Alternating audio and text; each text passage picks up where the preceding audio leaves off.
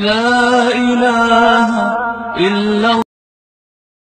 Maka persoalan rezeki hanapu khawatir. Nabi nani pegah dalam sebuah hadis, man talabal ilma takaffalallahu rizqah. Barang gaso dituntut ilmu, dicari ilmu, Allah akan menanggung rezekinya. Rezeki yang bermaksud dalam hadis jangan ditaksir dalam bentuk materi. Itanya bro ke rezeki benar amplop tapi enggak ada amplop berkah pada rezeki no. Un biru amplop. Pada rezeki un merah hirto. Kamu mana rezeki? Gebi kesehatannya rezeki. Gebi anak baru kahwinnya rezeki. Gebi kesempatan untuk taat dan ibadatnya rezeki.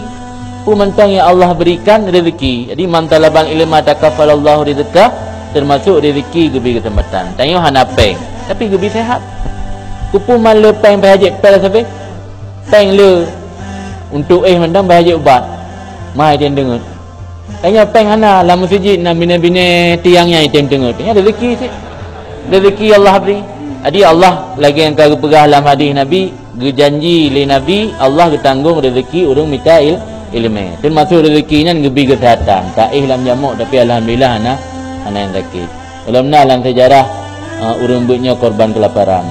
Dalam dalam sejarah urang buat mati gara-gara kena penyakit hansip tengut malam. Hana.